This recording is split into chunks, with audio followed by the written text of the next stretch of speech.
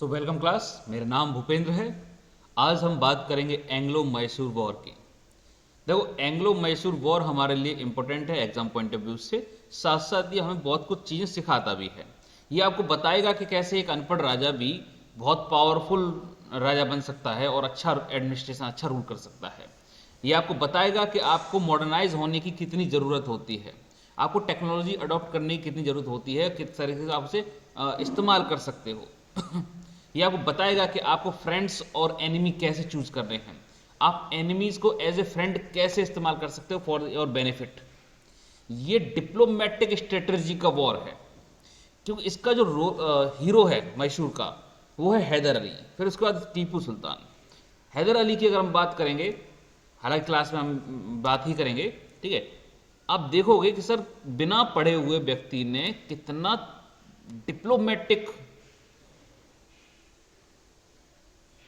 कितना डिप्लोमेसी इस्तेमाल की है।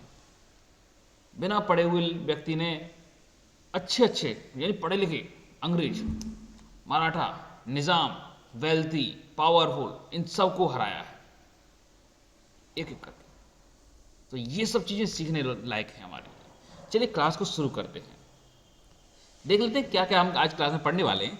तो पूरा सीन सेटअप है वो देखेंगे हम, ठीक है। बैकग्राउंड्स क्या रहे वो सेटअप देखेंगे, हैदर अली के बारे में कुछ जानेंगे, ठीक है। क्या इवेंट्स होते हैं, किस तरीके से हैदर अली एक थ्रेट बनता है सबके लिए, वो जानेंगे। हम जानेंगे कि हैदर अली को क्या अचीव हुआ, ठीक है। फर्स्ट एंग्लो मैसूर वॉर की शुरुआत कहाँ से होती है, रीजन्स क्या होते हैं, स्पार्किंग मूवमेंट क्या होता है, देन कैसे वॉर जाता है और आउटकम्स क्या निकलते हैं, ठीक है। ऑल दी स्लाइड्स हम इस्तेमाल करेंगे, ठीक है, और इनके थ्रू कवर करेंगे। चलिए क्लास को शुरू करते हैं। तो देखो, हम एंग्लो मैसूर वॉर हेडिंग तो है, लेकिन इसमें सिर्फ एंग्लो यानी ब्रिटिशर्स की बात नहीं होगी, इसमें बात सबकी होगी, ठीक है। इसमें बात सबकी होगी, क्योंकि सिर्फ इसमें ब्रिटिशर्स इतना इंपॉर्टेंट रोल प्ले नहीं कर रहे हैं, सभी रोल प्ले करते हैं। उस समय मेजर प्लेयर कह सकते हैं उस रीजन के, साउथ रीजन के कौन कौन हुआ करते थे। हैदर अली, ठीक है, हैदर अली। फ्रेंच, जैसे कि मैंने बताया था लास्ट वाली हमारा कर्नाटक वॉर हुआ था। कर्नाटक वॉर में मैंने बताया था कि फ्रेंच और Britishers they are the key players who are interested to rule India. हालांकि कर्नाटक वॉर में फ्रेंच को डिमिनिश कर दिया, फ्रेंच आर्मीज, फ्रेंच जो एपेटाइट था, फ्रेंच की जो भावना थी कि हम रूल कर सकते हैं, इसको पूरी तरीके से क्रश कर दिया, लेकिन फिर भी थोड़ी बहुत रह गई। ये डायरेक्ट ना लड़के सपोर्ट करना शुरू कर दिए, किसी को आर्म्स सप्लाई कर दिए, किसी को फाइनेंशियली सपोर्ट कर दी, किसी को आइडियोलॉजिकली सपोर्ट कर दी। इस तरीके से मतलब बैकग्राउंड में ये प्ले कर रहे थे, फ्रंट में प्ले नहीं कर रहे, ठीक है। उस समय मराठा देवर द स्ट्रॉन्ग अपोनेंट किसी भी आर्मी के लिए, ठीक है। तो मराठास के भी अपने कुछ इच्छाएं थी, ठीक है, तो वो भी चल रही थी। निज़ाम ऑफ हैदराबाद एक तरीके से बोल सकते हो कि 1763 के बाद ब्रिटिशर्स के कब्जे में ही आ गए, एक तरीके से ब्रिटिशर्स के अधीन ही हो गया लगभग, कह सकते हो, है ना। तो वो सीन है। नवाब आरकोट का क्या इसमें रोल रहता है, ये चल देखते हैं, ठीक है। ये मेजर प्लेयर हैं जो हमारे स्टोरी में काम आने वाले हैं, ठीक है। चलिए बैकग्राउंड देख लेते हैं क्या रहता है बैकग्राउंड।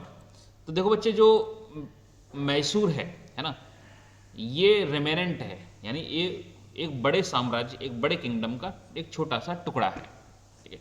और उस समय बड़ा साम्राज्य आप बोल सकते हो कि 16th सेंचुरी में होता था विजयनगर एम्पायर, ठीक है, विजयनगर एम्पायर। अब बच्चे ये विजयनगर एम्पायर है ना, ये आखिरी बोल सकते हो हिंदू राष्ट्र, हिंदू वो था, क्या कहते हैं उसे, स्टेट, ठीक है, हिंदू किंगडम बोल सकते हो साउथ का, ठीक है। अच्छा, विजयनगर एम्पायर के टूटने के बाद बीजानगर बनता है, गोलकोंडा फोर्ट आप उसे जानते होंगे, हैदराबाद, निज़ाम, ये सब विजयनगर एम्पायर के टूटने के बाद बनते हैं, ठीक है। विजयनगर एम्पायर टूटता है, एक बैटल होता है जिसे बोलते हैं बैटल ऑफ तलाईकोटा। क्या बोलते हैं, बैटल ऑफ तलाईकोटा। इसके टूटने के बाद, इसके होने के बाद विजयनगर के कई सारे टुकड़े हो जाते हैं। तो उनमें से एक टुकड़े पर राज करते थे Wodeyar dynasty, border dynasty basically original dynasty है जो कि विजयनगर एम्पायर पर राज कर रही थी। फिर ये कन्फाइंड होकर छोटे हो जाते हैं, है ना, अपना एरिया कम कम कर लेते हैं और मैसूर तक सीमित हो जाते हैं। ठीक है, कौन थे राजा उस समय? चिक्क कृष्ण राजा वोडियार, चिक्क राजकृष्ण वोडियार सेकंड। ये थे 1734 से लेकर 1766 तक। अब देखो ये थे तो रूलर, लेकिन ये क्या था, बड़े वीक पर्सनैलिटी के रूलर थे। ये अपनी बात पर रुकते नहीं थे, अपनी जो एम्प्लॉय हैं उनको कंट्रोल नहीं कर पाते थे, अपने गुलामों के कंट्रोल नहीं कर पाते, डिप्लोमेटिकली बहुत वीक थे, है ना, कोई स्ट्रॉन्ग पर्सनैलिटी नहीं थी। ध्यान रखना, जब जब स्ट्रॉन्ग पर्सनैलिटी नहीं होगी, जो अदर्स हैं उनके पास ऑप्शन होगा। जैसे हमने उसमें देखा था मुगल्स में, जैसे ही उनके रूलर वीक आने शुरू हो गए, उनके जो नोबल्स हैं यानी ऑफिसर्स हैं, वो एक ऑप्शन ले लेते थे कि हाँ चलो हम पावर को एंजॉय कर सकते हैं, और राजा को मियर पपेट, एक पपेट के तौर पे इस्तेमाल करते थे। देखा था हमने, जुल्फ़िकार को देखा था हमने, निज़ाम उल मुल्क को देखा था, ठीक है, फर्रुख शाह, हमने कई सारे ऐसे निज़ाम देखे हैं जो, अच्छा बीग निज़ाम में हम बात करेंगे तो फर्रुख शाह रहा है हमारा, मोहम्मद शाह रंगीला रहा है, ठीक है, इस तरीके के रहे हैं। चलिए, तो बच्चे बात यह है कि जब ये चिक्क कृष्णराज वोडियार जब ये वीक पड़ गया, वीक पड़ने के साथ ही इसके जो मिनिस्टर्स थे, दैट इज नन्नराज एंड देवराज, इन्होंने इसे सिर्फ एज ए स्टैंप के तौर पे इस्तेमाल किया। सारा रूल इन्होंने करना शुरू कर दिया, नन्नराज एंड देवराज ने। ठीक है, राजा कृष्णराज ही थे, लेकिन पूरी पावर से इंजॉय करते थे वो नन्नराज एंड देवराज करते थे। ठीक है, और हैदर अली क्या करते थे? हैदर अली नन्नराज के यहाँ पर घुड़सवारी का काम करते थे, यानी ये एक हॉर्समैन हुआ करते थे, नौकरी करते थे। हैदर अली बहुत सामान्य घर से आते थे, ठीक है, तो इन्होंने नन्नराज के यहाँ नौकरी करनी शुरू कर दी। क्या होता है बच्चे फिर, और जैसे ही नन्नराज देवराज को मौका मिलता है, जैसे हर कोई, मैंने कहा कि हर कोई अपनी पावर्स का इस्तेमाल करना चाहता है, हर कोई अपनी पावर को इंक्रीज करना चाहता है, तो जिस तरीके से नन्नराज एंड देवराज ने चिक्क राज कृष्ण वोडियार को पपेट के तौर पे इस्तेमाल किया, उसे बिल्कुल अथॉरिटी को बिल्कुल ही खत्म कर दिया और अपनी अथॉरिटी स्टैब्लिश कर दी। ठीक है, उसी तरीके से, हालांकि नन्नराज एंड कृष्ण वोडियार ये खत्म नहीं हुए थे, जिंदा रहे, ठीक है, जिंदा थे।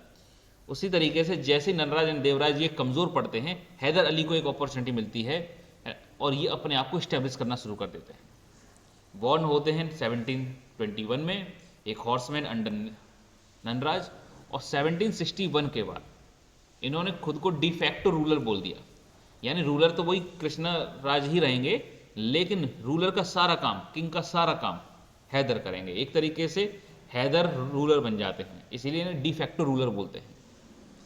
अब क्योंकि ये अनपढ़ थे, ध्यान रखना ये अनपढ़ व्यक्ति थे, ज़्यादा कुछ इनकी पढ़ाई लिखाई हुई नहीं थी, और ना ही बहुत पावरफुल घर से आते थे, ना ही कोई बहुत पावरफुल बैकग्राउंड था।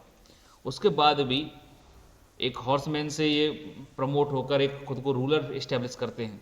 ठीक है, अब क्योंकि पूरी पावर्स, पूरे रिस्पॉन्सिबिलिटी इनके हाथ में है, इनके ऊपर है, तो ये क्या करते हैं, मैसूर को डेवलप करना शुरू करते हैं, मैसूर को पावरफुल बनाना शुरू करते हैं। कैसे करते हैं? Weapon acquisition. इन्हें पता था कि मॉडर्न जो टाइम है, ठीक है, वो हम तलवारों से नहीं लड़ सकते, हमको गन फैक्ट्री इस्टेब्लिश करनी पड़ेगी, हमको जो तोप खाने हैं, आर्टिलरीज हैं, उनको इस्टेब्लिश करना पड़ेगा। ठीक, क्योंकि इनके अपोनेंट कौन थे? इनके अपोनेंट थे मराठास, निज़ाम, छोटे छोटे ये राजा हैं, फिर ब्रिटिशर्स, ये सब थे। और मराठास जाने जाते थे अपनी मोबिलिटी के कारण। जहां एक नॉर्मल व्यक्ति को, एक नॉर्मल राजा को ट्रैवल करने में 2 दिन लगते थे, वहां मराठास आधे दिन में पहुंच जाते थे, इतना उनका फास्ट मूवमेंट था। उसके बाद ब्रिटिशर्स जाने जाते थे अपनी आर्टिलरीज और गन्स के लिए। निज़ाम के पास आर्टिलरी अच्छी थी, इनके पास मूवमेंट और डिसिप्लिन अच्छा था, तो इन्होंने क्या, वेपन एक्विजिशन करना शुरू कर दिया। अभी किससे करते थे? तो कंटेंटर कौन है? ब्रिटिशर्स हैं, ठीक है, तो ब्रिटिशर्स से तो ले नहीं सकते, सिंपल है। कौन, किससे लेंगे? फ्रेंच। हालांकि फ्रेंच ने सरेंडर जरूर कर दिया है, लेकिन वो सपोर्ट तो करेंगे ही करेंगे किसी ना किसी को। तो फ्रेंच से आर्टिलरीज ले रहे थे, उनसे गन मेकिंग टेक्निक ले रहे थे, या उन जैसी टेक्निक इस्तेमाल कर रहे थे। तो मॉडर्नाइजेशन इन्होंने फ्रेंच के बलबूते किया। साथ साथ इन्होंने अपनी आर्मी का भी मॉडर्नाइजेशन किया। अब बोलोगे आर्मी का मॉडर्नाइजेशन बोले तो बच्चे, आर्मी यानी इन्हें ये पता था कि जो इंडियन सोल्जर्स हैं they are not well trained. हमने देखा था कर्नाटक वॉर में, क्या देखा था कि 10,000 की सेना को 1,000 आदमियों ने हरा दिया। तो इतना अंतर पड़ता था। ब्रिटिशर्स के पास 1,000 सैनिक थे और नवाब ऑफ निज़ाम ऑफ हैदराबाद के पास 10,000 सैनिक थे, और फिर भी ब्रिटिशर्स जीत जाते हैं। सॉरी फ्रेंच, ब्रिटिश नहीं फ्रेंच, फिर भी वो जीत जाते हैं। तो इन्हें पता था कि एक डिसिप्लिन आर्मी, एक वेल आर्म्ड आर्मी, ठीक है, ये ज़्यादा पावरफुल है in comparison two numbers of army. French को ये बोलते हैं कि भाई आप आइए हमारे यहाँ और हमारी आर्मी को ट्रेन करिए। Responsibility to on French. ठीक है, क्या करते हैं, फैक्ट्रीज इस्टेब्लिश करते हैं डिंडीगल में, आर्म मेकिंग फैक्ट्रीज और आर्टिलरी फैक्ट्रीज डिंडीगल में इस्टेब्लिश करते हैं, अपनी आर्मी की ट्रेनिंग कराते हैं। अब ये चीज़ क्या करती है कि कई लोगों के कान खड़े कर देती है कि यार ये हैदर कर क्या रहा है, कल तक तो ये कुछ नहीं कर रहे थे और आज अचानक इन्होंने सब चीज़ मॉडर्नाइज करनी शुरू कर दी है। अब इससे मराठास भी परेशान, मतलब घबराएंगे कि चल क्या रहा है भाई बगल में हमारे, ये निज़ाम भी परेशान और ब्रिटिशर्स भी परेशान कि ये हो क्या रहा है। और क्योंकि ब्रिटिशर्स और फ्रेंच नेचुरली एनिमी थे, तो क्योंकि फ्रेंच सपोर्ट कर रहे थे मैसूर को इंटरनली, तो ये एक तरीके से बोल सकते हो नेचुरल एनिमी बन जाते हैं हैदर अली यानी मैसूर ब्रिटिशर्स के। ठीक है, ये सब डेवलपमेंट मॉडर्नाइजेशन होने के बाद इनके कुछ कारनामे ऐसे रहे कि इन्होंने कुछ चीज़ें कब्जे में ली, जैसे दोरा बल्लापुर, सेरा, बिदनूर, ठीक है, हॉस्कोट, इनको अपने कब्जे में ले लिया। ये कुछ मराठास के पास थे, कुछ निज़ाम के पास थे, कुछ और छोटे छोटे नवाब ऑफ आरकोट के पास थे। ठीक है, इनसे छीन छीन के अपने पास ले लिए। इवन इन्होंने इतना कब्जा कर लिया कि जो इनकी ओरिजिनल टेरिटरी हुआ करती थी उससे ज़्यादा इन्होंने कब्जा कर लिया। अब जिसका तुम राज्य छीनोगे या जिसके कब्जे में जो चीज़ थी उससे छीन लोगे तो उसके तुम नेचुरल एनिमी बन जाओगे। तो मैसूर के नेचुरल एनिमी आप समझ लो पूरा रीजन हो गया। हर किसी के साथ इनके बॉर्डर डिस्प्यूट थे, हर किसी के साथ बॉर्डर डिस्प्यूट। लेकिन एक पावरफुल व्यक्ति था, दैट इज माधवराव पेशवा। ठीक है, मराठास बहुत पावरफुल रहे।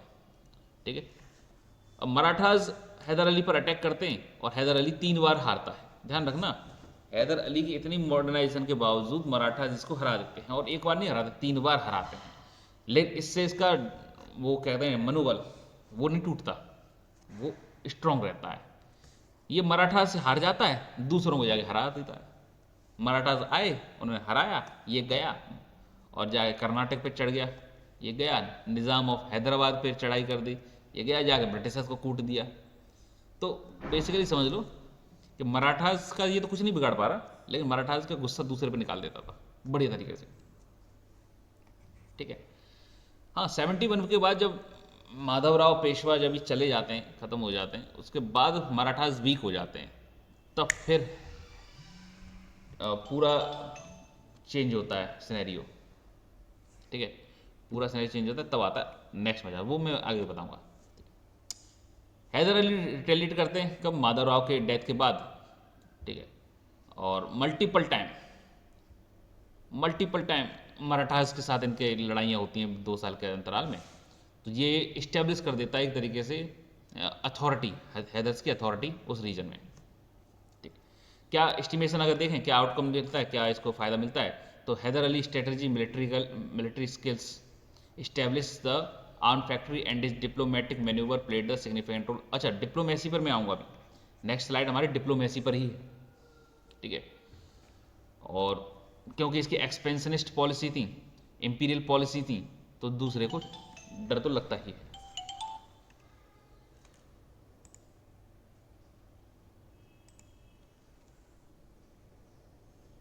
हाँ जी भाई साहब। हेलो। हाँ जी भाई साहब। कहाँ गांव से लौटे लौटे आए, ज्योति मिलना चाह रही थी, आए थे। अच्छा, क्या बजे तक लौटोगे?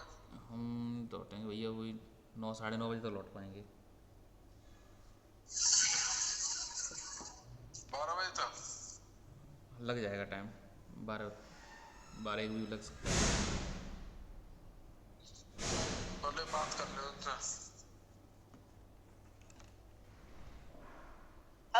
हेलो।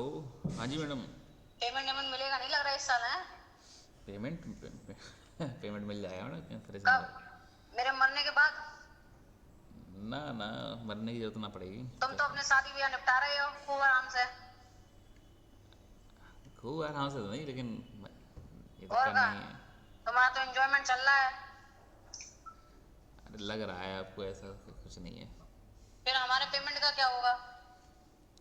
पेमेंट का मैडम मैं देखता हूँ, कराता हूँ, है ना। कब कराओगे? अभी उन्होंने बोला है 8-10 तारीख तक बोला है कि आ सकता है, लगा देंगे, तो देखते हैं। रोज ही बोलते हैं, कभी 25 तारीख, कभी 30 तारीख, कभी 28 तारीख, कभी 10 तारीख। अगर हमारे हाथ में होता मैडम तो कब का लग गया होता, अब ये माल दूसरे तो के आप हाथ ले में। गए, वो आपके हाथ में था, पेमेंट लाना आपके हाथ में नहीं है। ना परविंदर के हाथ में, ना आपके हाथ में। गलत बात है कि नहीं है? हो जाएगा मैम, जल्दी हो जाएगा अब तो पेमेंट आपका। 26 दिसंबर से आज लगा लो, कौन सी तारीख है? आज 7 मई हो गई है। ब्याज लगा लो 2.5 लाख 3 लाख रुपए का, कितना हो गया? मैं ब्याज के रुपया दे तो बताओ, फिर देते रहना दिसंबर जनवरी में। अगर ज़्यादा जाएगा तो फिर मजबूरी है, सब चीज़ करनी पड़ेगी ना फिर तो। ज्यादा तो वही चला ही गया। है ना। 26 दिसंबर से 26 जनवरी, 26 जनवरी, 26 फरवरी, 26 फरवरी, 26 मार्च, 26 अप्रैल, और ये 10 मई आने को हो गई। और कितना ज्यादा होएगा बताओ? 5 महीने हो गए। लगी है 2% के हिसाब से ब्याज, 25,000 रुपये ब्याज हो गई। गलत है ना? और नितेश भैया ने 10 तारीख की कही है कि 10 तारीख को पेमेंट मिल जाएगा, पहले 28 तारीख कही थी, अब 10 तारीख कही है। अब बताओ, हमें तो कोई आसानी दिख रहा है 10 तारीख को भी।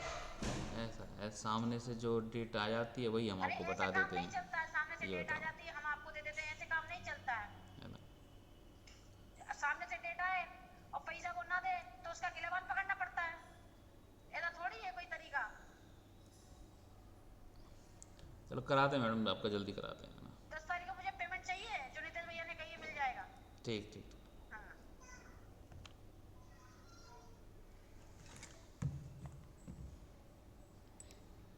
ठीक है। तो कुल मिला के बच्चे बात ये है कि जो हैदर अली है, ठीक है, मैसूर है, इसकी जो पॉलिसीज थी वो एक्सपेंशनिस्ट पॉलिसी थी, यानी दूसरे अपने राज्य का विस्तार करना। ठीक है, अब उसके लिए तुम दूसरे के राज्य पे कब्जा करोगे करोगे। विस्तारवादी राजनीति थी, विस्तारवादी नीति थी। ठीक है, और ये सिर्फ विस्तारवादी नीति सिर्फ मैसूर की नहीं थी, ये मराठास की भी थी। निज़ाम भी मन बनाते थे लेकिन उनके पास पावर थी नहीं। ब्रिटिशर्स की तो थी ही। तो मराठा, ब्रिटिशर्स, मैसूर, ये 3 प्लेयर्स ऐसे थे जो कि विस्तारवादी नीति पर काम कर रहे थे। तो जाहिर सी बात है इन तीनों का ही टकराना स्वाभाविक है। निज़ाम अपने आप मजबूरी में आ ही जाएंगे क्योंकि वो अंडर हैं, मतलब एक तरीके से सरेंडर हो चुके हैं ब्रिटिशर्स के।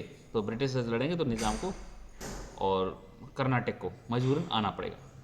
ठीक है, अब चलते हैं फर्स्ट एंग्लो मैसूर वॉर पर। तो मराठास के साथ ये पूरा सीन हो गया, है ना। अब एंग्लो मैसूर यानी ब्रिटिशर्स के साथ क्या सीन होता है। ठीक है, ब्रिटिशर्स के साथ जो लड़ाई का पहला सीन ये है कि एक तो एक्सपेंशन जो है ब्रिटिशर्स का और मैसूर का, दोनों का आपस में टकरा रहा था। जिस एरिया पर ब्रिटिशर्स कब्जा करना चाह रहे थे उसी एरिया पर मैसूर भी कब्जा करना चाह रहा था। तो ये जाहिर सी बात है, दोनों आपस में एक दूसरे से टकरा रहे थे, है ना। साथ में मराठास भी। तो तीनों का एक ट्रायंगल बन रहा था, तो वो लड़ाई होना स्वाभाविक है। टेरिटोरियल डिस्प्यूट्स थे, तो जाहिर सी बात है अगर आप एक्सपेंशनिस्ट पॉलिसी पे काम करोगे तो आपके हर किसी के साथ टेरिटोरियल डिस्प्यूट होंगे। एग्जाम्पल के तौर पे अभी चाइना है, ठीक है, चाइना क्या इंपीरियल पॉलिसी को इस्तेमाल कर रहा है, वो एक्सपेंशन कर रहा है अपना।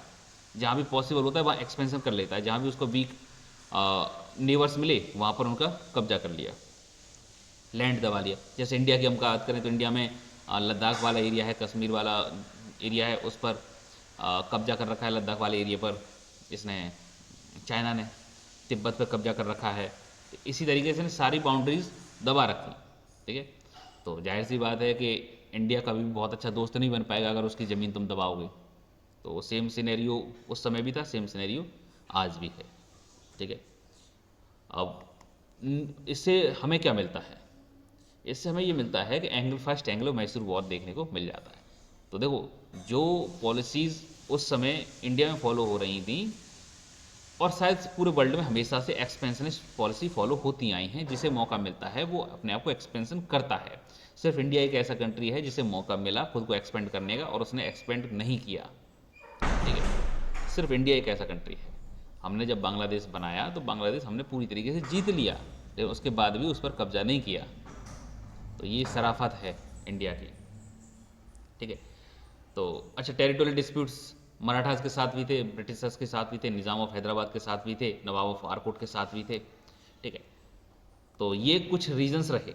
इनमें से एक स्पार्किंग मूवमेंट ये रहता है कि नॉर्दर्न सरकार ये है, ठीक है, नॉर्दर्न सरकार ये है, ठीक है, ये वाला एरिया ये पहले निज़ाम ऑफ हैदराबाद के कंट्रोल में हुआ करता था। अब क्योंकि इस पर मैसूर भी कब्जा करना चाह रहा था, तो ब्रिटिशर्स जाते हैं, ब्रिटिशर्स बोलते हैं निज़ाम ऑफ हैदराबाद को कि देखो ऐसा है कि हैदर अली इस पर कब्जा कर लेगा, है ना, और तुम्हारे हाथ से ही चला जाएगा। तो क्या करना चाहिए? तो एक काम करो, नॉर्दर्न सरकार हमें दे दो।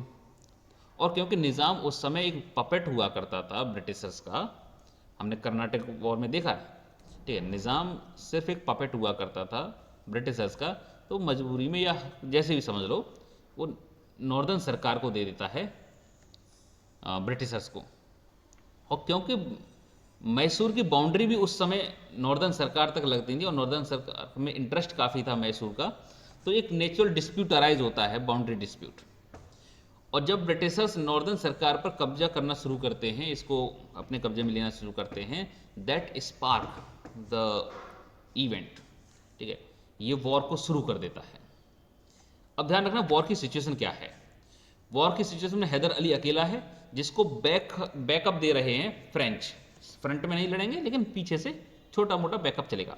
हैदर अली का बैकअप आप ये मान के चलिए कि हैदर अली बहुत अच्छे अलाई हो गए थे फ्रेंच के, फ्रेंच आइडियोलॉजीज के। इनके बाद जो टीपू सुल्तान आते हैं वो तो फिर गजब ही काम कर देते हैं फ्रेंच का, ठीक है, उनके बारे में बात करेंगे। इस तरफ कौन थे? इस तरफ मराठास थे, Britishers, Nizam of Hyderabad, Nawab of Arcot, ये तीन थे। अब हैदर अली को पता था कि भाई मराठा से हम जीत नहीं पाएंगे, और अगर तीनों लड़ेंगे तो हम कैसे भी नहीं जीत पाएंगे। ये अभी 4 प्लेयर हो गए इनके, अभी चारों लड़ेंगे तो कोई मतलब ही नहीं जीत जाए, क्या करें। अब यहाँ पर हैदर अली की डिप्लोमेसी काम में आती है। ठीक है, यहाँ पर हैदर अली की डिप्लोमेसी काम में आती है। हैदर अली क्या करते हैं, मराठा को बोलते हैं भाई तुम्हें क्या चाहिए, कि ये चाहिए, हाँ ठीक है ले जाओ। जो भी मराठा को चाहिए पहले उनसे डील कर ली, उनको बैठा के पास में बोल दिया कि तुमको क्या चाहिए, क्यों लड़ना चाह रहे हैं उनसे, कि हमारे ये डिस्प्यूट है, चलो इनको सॉल्व कर लेते हैं। ठीक है, तो क्या बोलते हैं, चलो इनको पहले सॉल्व कर लेते हैं। फिर तो नहीं लड़ोगे? मराठा बोलते हाँ फिर नहीं लड़ेंगे, बात मान गए। और इन दोनों के बीच में एक डील साइन हो गई। ठीक है, जो भी डिस्प्यूट्स थे वो हैदर अली ने रिजॉल्व कर लिए। ठीक है, अब ब्रिटिशर्स पड़ गए अकेले, भैया ब्रिटिशर्स अकेले पड़ गए। निज़ाम ऑफ हैदराबाद इसे भी बोला कि भाई तुम्हें क्या चाहिए, तुम क्यों ब्रिटिशर्स का सपोर्ट कर रहे हो, कि नहीं नहीं यार उन्होंने नॉर्दर्न सरकार को, अरे बेवकूफ़, नॉर्दर्न सरकार पे कब्जा कर रहे हैं, तुझे नहीं देंगे। ठीक है, फ्रेंच वालों ने ऐसा धोखा दे चुके हैं पहले से, और तू कहाँ पर भूला हुआ है। तो निज़ाम ऑफ हैदराबाद भी सरेंडर हो गए, बोले कि यार हम भी नहीं लड़ रहे। अब बच गए ब्रिटिशर्स अकेले। तो ध्यान रखना, माधवराव को सरेंडर न्यूट्रलाइज कर दिया, इन्हें न्यूट्रलाइज कर दिया कि अपन लोग बाद में लड़ लेंगे। ठीक है, और अपना कोई डिस्प्यूट है भी नहीं।